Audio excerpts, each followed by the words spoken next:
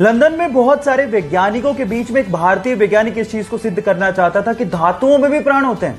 इसके लिए उसने आयरन की रोड ली, उसे तार से लपेटा और तार के लास्ट में एक निब लगाई, उसे ग्राफ पे लटका दिया। अब प्लान ये था कि उसके ऊपर वो एसिड गिराएंगे जिससे धातु थर-थर कांपेगा और वो ग्राफ में दिखेगा। अब जो बोतल उन्हें पकड़ाई गई थी, जैसे ही उन्होंने वो बोतल उड़ेली, धातु पे कोई फर्क ही नहीं पड़ा। सारे वैज्ञानिक हंसने लगे कि ये पॉसिबल थोड़ी है, धातु में प्राण कहां होते हैं। तो उसके बाद उन्होंने वो बोतल उठाई और वो गट-गट करके पी गए, क्योंकि उन्हें पता था कि किसी ने धोखे से एसिड को बदल दिया गया है।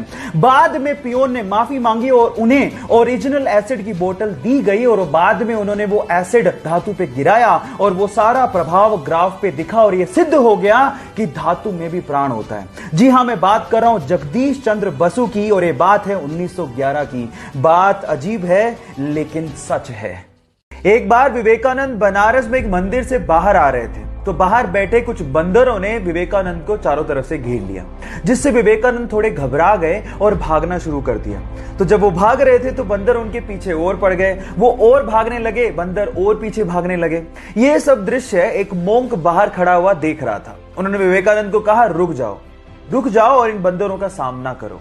तो जैसे ही उस मोंक की बात सुनी, विवेकानंद वहीं रुक गए, पलटे और उन बंदरों का सामना करना शुरू कर दिया। जैसे ही उन्होंने उसका सामना किया तो बंदर धूम दबा के भाग गए। यहां पर विवेकानंद ने अपनी जिंदगी का सबसे बड़ा लेसन सीखा। उन्होंने ये सीखा कि जिंदगी में कभी विपत्तियां आए तो भागो मत, पलट के उनका सामना करो, तभी जिंदगी में आप परिपक्व हो पाओगे।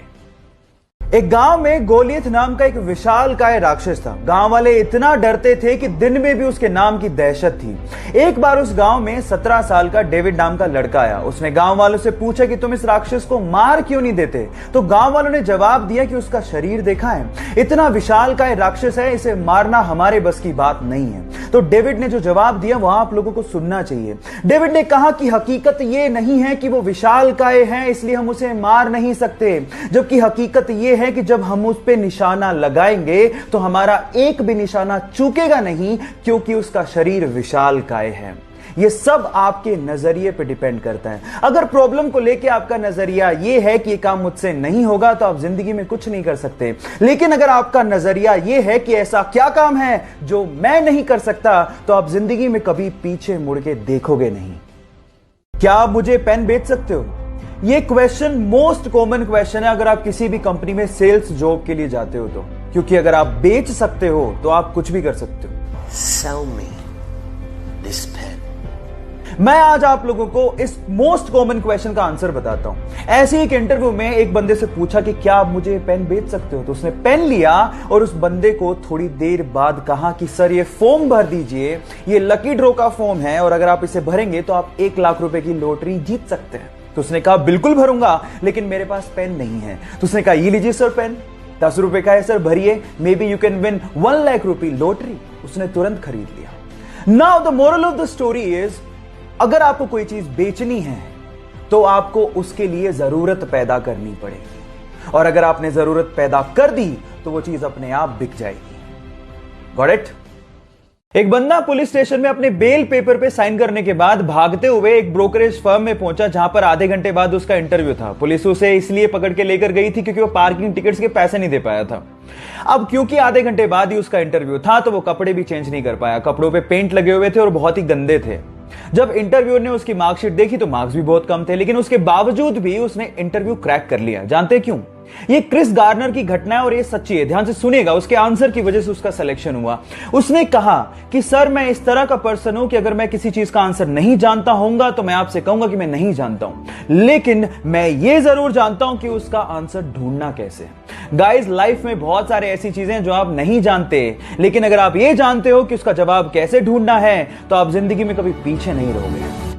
महज 21 साल का था तो डॉक्टर्स ने उसे कहा कि उसे मोटर न्यूरॉन जैसी खतरनाक लाइलाज बीमारी है। इस बीमारी की वजह से इंसान का उसकी मांसपेशियों से कंट्रोल खत्म होने लगता है, धीरे धीरे वो अपंग हो जाता है और फाइनली उसकी मृत्यु हो जाती है। डॉक्टर्स ने उसे कहा कि वो 2 साल से ज्यादा तक जिंदा ही नहीं रह सकता, लेकिन फिर भी अपनी जीने की इच्छा शक्ति की बदौलत उसने मृत्यु को हरा दिया। वो अपंग जरूर हुआ लेकिन 50 साल तक जिया।